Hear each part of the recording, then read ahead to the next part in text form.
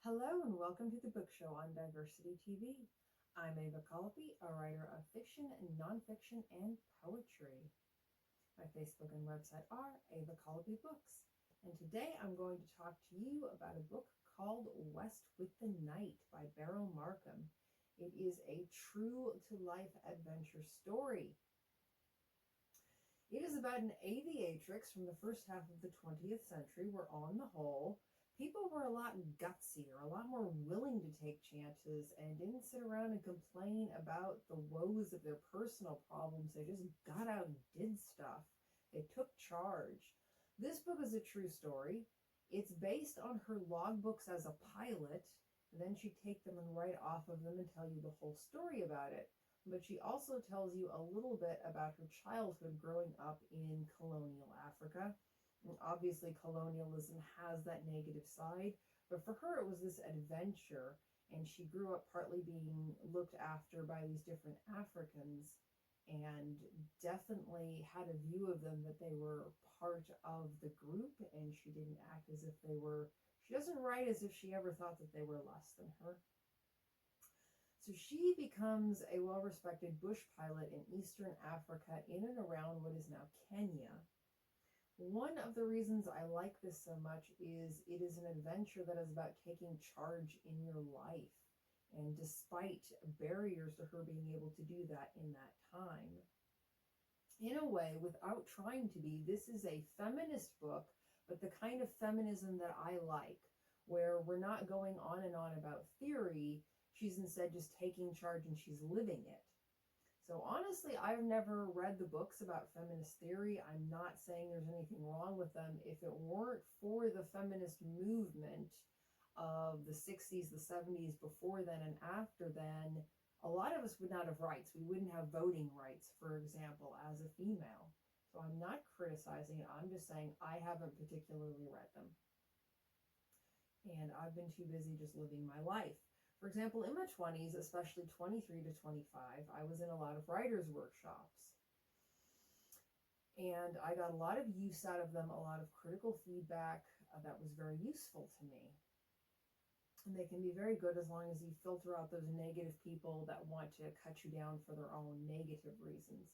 So most of the people in these workshops were women, and most of these women were middle class and college educated and white, this being the Pacific Northwest after all. But they loved that. At the time, I worked as a landscape laborer in my dad's business. And I got to know the business. I later got into the administrative side of it and all of that. So much so that when I took Accounting 1 my first year in college, learning the exact words of the terminology took a bit of work, but besides that, I really understood it very well because accounts payable and accounts receivable was something I had done with my father. So anyway, I began doing the landscaping work, and I was doing it at that time. They knew that. They loved it because it was living feminism. It was feminism in action. They themselves, however, would not have been willing to do that kind of work. They would like to complain about things such as not knowing how to repair car engines or home appliances, and they would say, oh, it's because of our sexist society that I don't know that. That's why. Because I wasn't taught that growing up, because our society is sexist.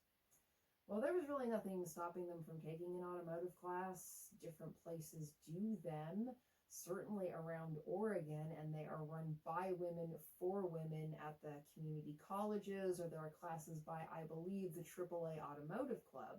So if you want to know how to do basic maintenance and repairs on an engine, you can easily go access a class to do that, especially if you're middle class and your husband makes a lot of money, which was the norm with these women. You would have the money to access that. That would be fine.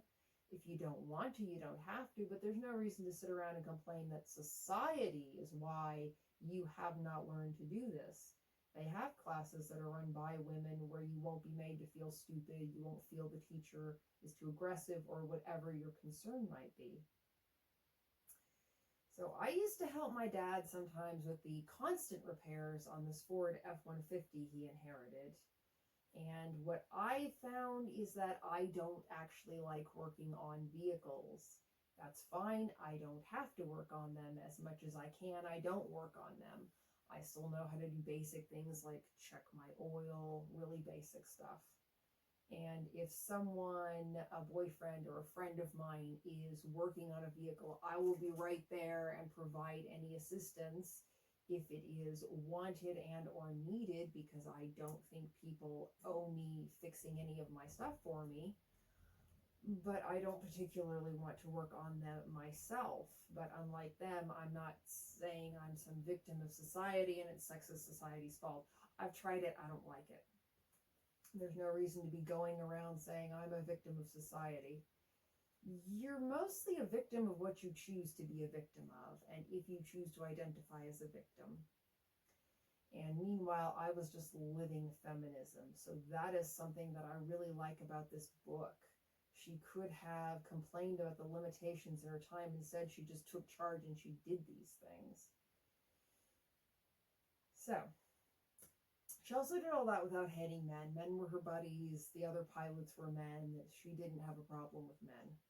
And that is something I love about this book. She takes charge and she just goes out there and lives the feminism. And it's not just an interesting woman. She's an interesting person who chose to live an interesting life. So I'm going to read an excerpt from the book now. Nung We may be dead and forgotten now. It was barely alive when I went there in 1935. It lay west and south of Nairobi on the southernmost rim of Lake Victoria, Nyanza. No more than a little more than a startling outpost of grubby huts, and that only because a weary and discouraged prospector one day saw a speck of gold clinging to the mud on the heel of his boot. He lifted the speck to the tip of his hunting knife and stared at it until it grew in his imagination from a tiny rusty grain to a nugget, and from a nugget to a fabulous steak. His name eludes memory, but he was not a secretive man. In a little while, Nung We, which had been no more than a word, was both a Mecca and a mirage, so that other adventurers like himself discounted the burning heat of the country, the malaria, the black water, the lack of communication except by foot through forest trails, and went there with shovels and picks and quinine and tin food and high hopes and began to dig.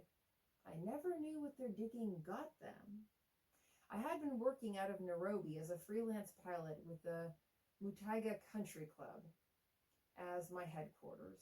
Even in 1935, it wasn't easy to get a plane in Eastern Africa, and it was almost impossible to get very far across country without one. There were roads, of course, leading a dozen directions out of Nairobi. They started out boldly enough, but grew narrow and rough a few miles after, and dwindled into the rock-studded hills or lost themselves into a morass of red mud or black cotton soil in the flat country and the valleys. On a map, they look sturdy and incapable of deceit, but to have ventured from Nairobi south toward Machakos or Magadi in anything less formidable than a moderately powered John Deere tractor was optimistic to the point of sheer whimsy. And the road to the Anglo-Egyptian Sudan, north and west through Naivasha, called practicable in the dry season, had, when I last used it after a mild rain, an adhesive quality equal to that of the most prized black treacle. As you can see, this is very well written. It's descriptive, but it has an economy of words.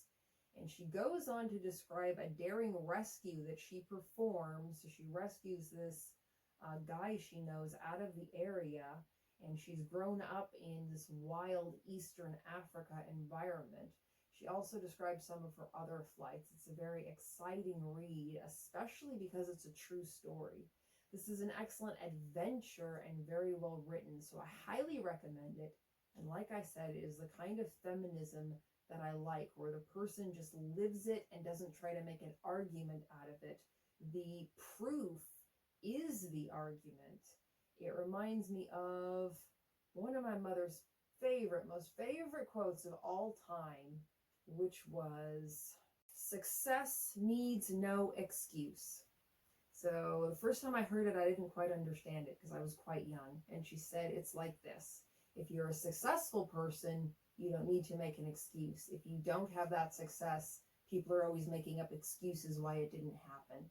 Success needs no excuse, such as sexist society made it so I couldn't be a famous pilot. Well, she went and she did it and got great reviews for her work as a pilot and her work as a writer.